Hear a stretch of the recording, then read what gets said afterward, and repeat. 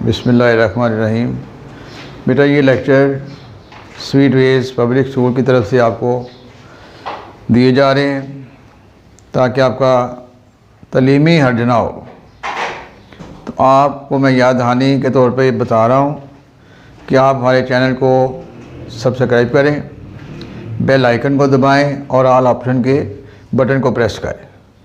तो आज बेटा हमने चैप्टर नंबर 2 का आगाज़ करना है, केमिस्ट्री चैप्टर नंबर 2 ग्रेड 9। तो आइए अपने लेसन का आगाज़ करते हैं।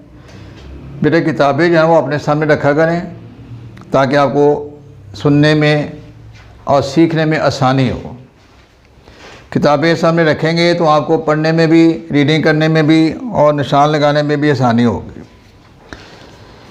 तो बेटा सबसे पहले हम देखते हैं कि चैप्टर नंबर 2 में स्ट्रक्चर ऑफ एटम्स के बारे में हमने देखना है और इसका इंट्रोडक्शन क्या बताया हो उसने। इंट्रोडक्शन में बेटा वो ये बातें बता रहा है कि एटम क्या है। अगर आपसे कोई पूछे कि व्हाट इज़ एटम, तो उसका जवाब भी होगा atom is a unit of non living and living organism. Atom is a unit of all things. जिस तरह बायोलॉजी में आपने पढ़ा था कि cell is the unit of living organism, तो एटम जो है ना वो लिविंग का स्ट्रक्चर भी है और नॉन लिविंग का भी है। अब एटम की हिस्ट्री जो हमें बताती है वो ये है कि शुरू में एटम जो है ये एक लेटिन वर्ड से लिया गया है और वो लेटिन वर्ड है एटमॉस। एटमॉस लतीनी ज़बान में एटमॉस को हम कहते हैं इंडिविजिबल। इंडिविजिबल मीन कि जो तकसीम ना हो सके। मसलन एक सॉलिड चीज़ है, उसको हम छोटे पार्टिकल्स में डिवाइड नहीं कर सकते, वो एक ही है। इंडिविजुअल का मतलब है कि it is A one thing that can not be divided into its parts. तो पहले ये समझा जाता था कि एटम जो है वो इंडिविजिबल पार्टिकल है, क्योंकि एटम का लफ्ज़ लतीनी ज़बान एटमॉस से लिया हुआ है और इसका मीनिंग है नाकाबिल तकसीम, इंडिविजिबल। और जॉन डाल्टन 19th सेंचुरी में कह रहा है all matter is made up of tiny particles called atom. John Dalton ने सबसे हमें पहले बताया कि तमाम चीज़ें छोटे छोटे पार्टिकल से मिलकर बनी जिनको हम एटम कहते हैं। और उसके बाद फिर 20th सेंचुरी में जॉन डाल्टन ने भी यही कहा था कि ये इंडिविजिबल है। फिर 20वीं सदी में Goldstein, J Thomson, Rutherford, Bohr और दूसरे साइंसदानों ने ये एक्सपेरिमेंट्स किए और बताया कि atom is not indivisible. Atom is composed of subatomic particles, electron, proton and neutron. बेटा there are so many particles of atom, around about 35 या 36 हैं ये, लेकिन उसमें से जो 3 है ना, 3 जो हम पढ़ते हैं ये स्टेबल हैं, बाकी जो पार्टिकल हैं वो डिसइंटीग्रेट हो जाते हैं। तकरीबन 35 या 36 पार्टिकल्स हैं एटम के, लेकिन 3 हम स्टडी करते हैं उनको स्टेबल कहते हैं, इलेक्ट्रॉन, प्रोटॉन और न्यूट्रॉन। शुरू में एटम को इंडिविजिबल कहा जाता था। 20वीं सदी में ये साइंसदानों ने साबित किया कि atom is not indivisible but it is made up of tiny particles. Some of them are known as electron, proton and neutron. इसके बाद जॉन डाल्टन थ्योरी वो हम पहले डिस्कस कर चुके हैं। इसके बाद जे थॉम्सन आता है, वो इलेक्ट्रॉन डिस्कवर करता है 1897 में। इससे पहले गोल्डस्टीन प्रोटॉन डिस्कवर कर चुका है 1886 में। इसके बाद जेम्स चैडविक जो है वो, फिर गोल्डस्टीन ने 1886 में प्रोटॉन डिस्कवर किए और उसके बाद न्यूट्रॉन डिस्कवर होते हैं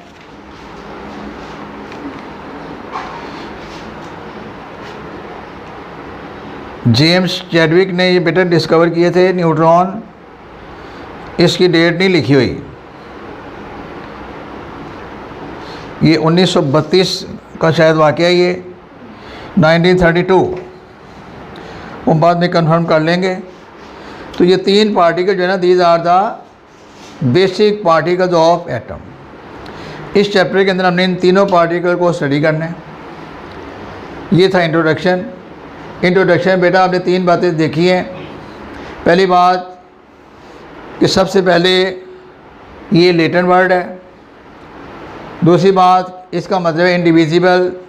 और तीसरी बात फिर हमने ये देखी कि ये इंडिविजिबल नहीं है। It is made up of 3 basic particles known as electron, proton and neutron. तो अगला बेटा हमारा टॉपिक होगा discovery of electron. Discovery of electron, इसमें इससे पहले प्लम पुडिंग थ्योरी भी है, उसके मतलब 1-2 लाइनें लिखी हुई हैं। उसके मुताबिक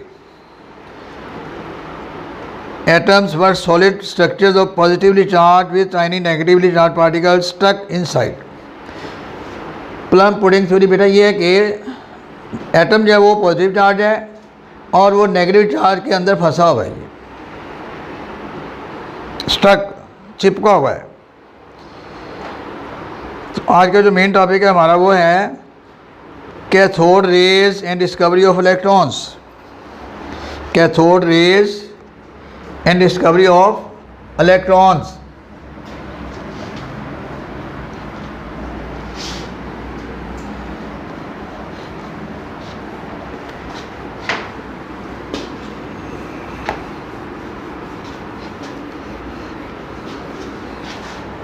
बेटा इसमें आपने एक ग्लास ट्यूब यूज़ करनी है जिसका नाम है discharge tube. Is and discovery of electrons. बेटा इसके लिए सर विलियम क्रुक्स उन्होंने ये एक्सपेरिमेंट किया। ये एक डिस्चार्ज ट्यूब लेते हैं, ये हिटो के discharge tube. What is discharge tube?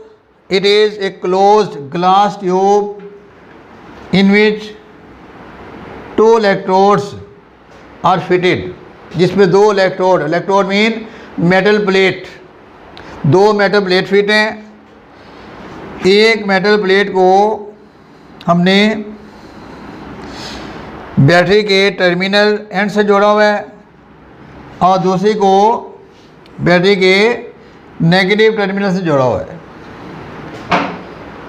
वो इलेक्ट्रोड जिसको हम नेगेटिव टर्मिनल से जोड़ते हैं उसको हम कहते हैं कैथोड, और जिसको पॉजिटिव से जोड़ते हैं उसे हम कहते हैं एनोड। और यहाँ पे एक वैक्यूम पंप लगा हुआ है एक साइड पे। इस वैक्यूम पंप के ज़रिए इसमें से जो गैस, जो एयर है ना, उसको हम बाहर निकाल देते हैं। वैक्यूम पंप मीन हवा को सक करने वाला पंप। हवा को बाहर निकालने का मतलब है कि इसमें प्रेशर कम हो जाए। पेपर में आता है what is discharge tube, define discharge tube. उसका आंसर ये होगा discharge tube is a closed glass tube fitted with 2 electrodes, one is anode and other is cathode. It is used to discover electron and proton. In spite of this, there is also a vacuum pump to release, to exit gas or air from it. तो बेटा sir William crooks ने ये discharge tube इस्तेमाल की और इसके अंदर जो प्रेशर है वो 10 की power minus 4 ATM atmospheric pressure, ये एयर प्रेशर का यूनिट है।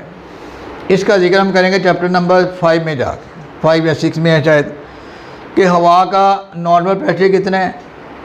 हवा का जो नॉर्मल प्रेशर है ना एट सी लेवल वो है 760 मिलीमीटर HG। इसको एक ATM कहते हैं। तो 10 की पावर -4, तो बेटा अब आप 9th क्लास में आपको पता होना चाहिए कि -4 कितनी छोटी मिकदार होगी, बहुत कम प्रेशर रह जाता है। जब प्रेशर इतना रह गया तो उसने एक हैवी बैटरी के साथ इनको अटैच किया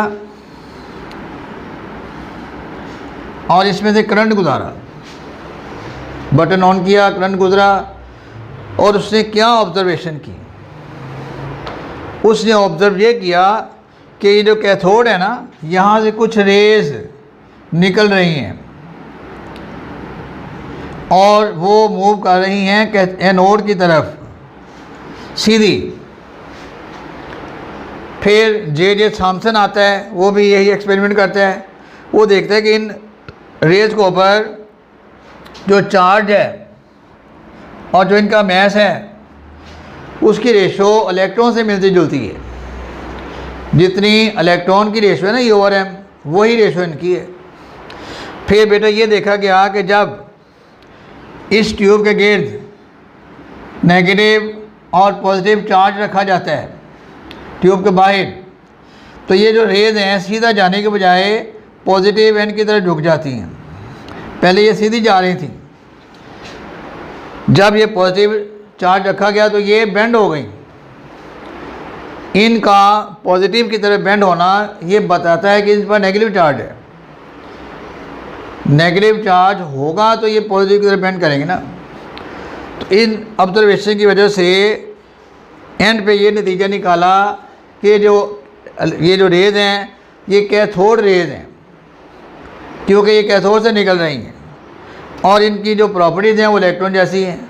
लिहाजा इन कैथोड रेज़ को इलेक्ट्रॉन का नाम दे दिया गया। इस तरह ये इलेक्ट्रॉन डिस्कवर हुए। अब पेपर में क्वेश्चन आता है why these rays are called cathode rays, तो उसका आंसर ये है because they are emitted from cathode, so they are called cathode rays. Who discovered electron? J Thomson and William Crookes. J Thomson ने E/m ratio find की थी। असल में जो है ना ये जे थॉम्सन को अवार्ड दिया गया है।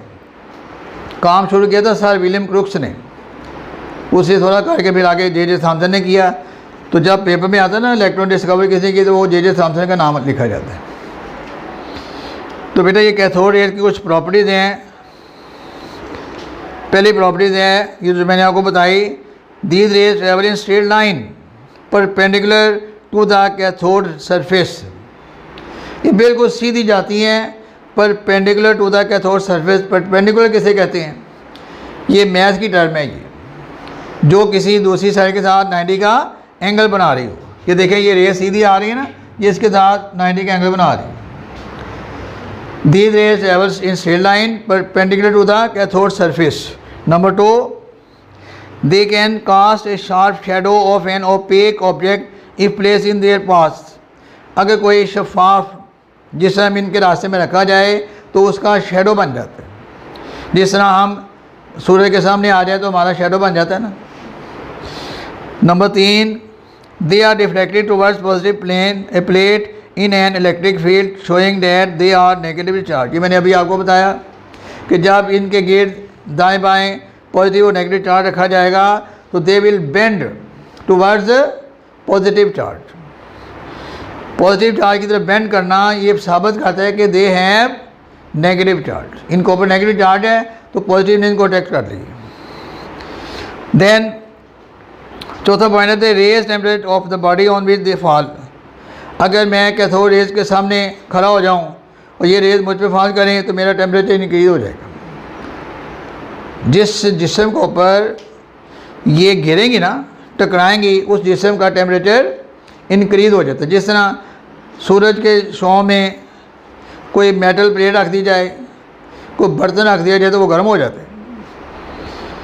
नेक्स्ट 5वां पॉइंट है J, J Thomson discover their charge और mass ratio. E/m, E for charge and M for mass. Light is produced when these rays hit the walls of the discharge tube. जब ये जिस star tube की दीवारों से टकराती है ना, बेंड सीधा जाएं या यहाँ टकराएं, तो लाइट प्रोड्यूस होती है, चमक पैदा होती है। It was found that the same type of rays was emitted no matter which gas and which cathode was use in the star tube. ये बहुत इंपॉर्टेंट पॉइंट है। हमने ये नहीं देखना कि हमने कैथोड किसका बनाया हुआ है, सिल्वर का है, गोल्ड का है, आयरन का है, एल्युमिनियम का है, किसका है, यही रेज पैदा होंगे। और ये भी कोई मसला नहीं है कि इसके अंदर गैस कौन सी है। दोबारा मैं रीडिंग कर रहा हूँ आखिरी point. It was found at same type of rays was emitted no matter which gas and which cathode was used. ये कैथोड जो है ये कॉपर का भी हो सकता है, जिंक का, एल्युमिनियम का, जिसका मर्जी बनाएं, रेज यही पैदा हों, इनकी प्रॉपर्टीज़ यही हों।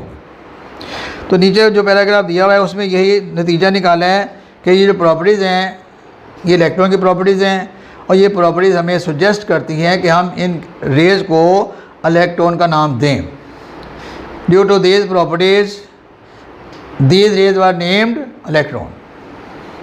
तो बेटा ये आज का हमारा लेसन है।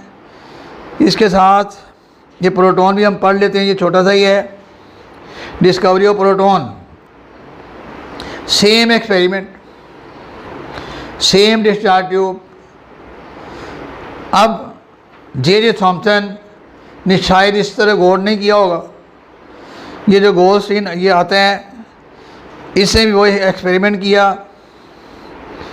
और इसने देखा कि कुछ रेज कैथोड से एनोड की तरफ आ रही हैं और कुछ रेज एनोड से कैथोड की तरफ जा रही हैं। देखें ज़रा, इन 1886 Goldstein observed that in addition to cathode rays, other rays were also present in the discharge tube. These rays were traveling in opposite direction to cathode rays. He used a discharge tube having perforated cathode. Perforated means इसमें सुराख होते हैं, perforated जाली की तरह। Perforated cathode as shown in figure. He found that these rays pass through these holes. वो इस सुराखों में से गुजर जाती हैं in the cathode and produce a glow चमक on the walls of the discharge tube. He called these rays as canal rays. Canal rays का दूसरा नाम प्रोटॉन, तीसरा नाम एनोड रेज, यहाँ नहीं लिखा हुआ वो। कैथोड रेज इलेक्ट्रॉन, ये केनाल रेज, इनको प्रोटॉन भी कहते हैं क्योंकि इनमें प्रोटॉन जैसी प्रॉपर्टी, आगे इनकी प्रॉपर्टीज़ बताई हुई हैं। अब आपको पता होगा कि ये प्रॉपर्टीज़ क्या हैं, उनका ऑपोजिट है। Their deflection in electric field and magnetic field proved that these are positively charge. यानी ये रेज है ना, ये किस तरह बेंड हुई थी, इधर नेगेटिव इधर। The nature of canal raise depends upon the nature of gas present in the discharge tube. ये एक डिफरेंट पॉइंट है कि जो गैस हम यूज़ करेंगे ना उसकी प्रॉपर्टीज उस पर डिपेंड करेंगे। These rays do not originate from the anode. In fact, these rays are produced when the cathode rays of electrons collide with the residual gas molecule present in the discharge tube and ionize them as follows. कि बेटा ये समझने वाला point है। हो सकता है कि आपके जहन में यही बात आई हो कि ये जो रेज हैं ये एनोड से निकल रही हैं। ये रेज एनोड से नहीं निकल रही। ये रेज जब ये कैथोड रेज निकलती है ना, तो इसके अंदर जो गैस हमने फिल की हुई है उस गैस के साथ टकराती हैं और वो गैस आयोनाइज होती है। वो जो गैस आयोनाइज होती है ना, ये वो उसकी रेज हैं। ये एनोड से नहीं निकलती। They are produce by the ionization of gas present in the discharge tube. अब वो जो गैस आयोनाइज कैसी होती है, this gas is ionized by striking the cathode rays with the gas molecule. Mass of these particles was found equal to that of proton or simple multiple of it. The mass of proton is 1840 times more than that of an electron. तो इस paragraph का खुलासा यही है कि इनकी properties proton जैसी थी, इस तरह इन रेज को प्रोटॉन का नाम दिया गया। तो बेटा ये था आज का लेसन हमारा। आज के लेसन में हमने एटम की हिस्ट्री देखी है, इलेक्ट्रॉन की डिस्कवरी और प्रोटॉन की डिस्कवरी। इसमें आपने जो याद रखनी है ना डायग्राम, वो डिस्चार्ज ट्यूब की है, उसकी डेफिनेशन भी आती है, उसको लेबल करना भी आपको आना चाहिए। और आखिरी पॉइंट जो मैंने बताया है प्रोटॉन में कि प्रोटॉन के जो कैनाल रेज हैं, they do not originate from anode, they are produce by ionization of the gas present in the discharge tube. तो बेटा आज का लेसन मुकम्मल होता है। हमारे चैनल को सब्सक्राइब करें, बेल आइकन को दबाएं, ऑल प्रेस के बटन को प्रेस करें। अल्लाह हाफिज़।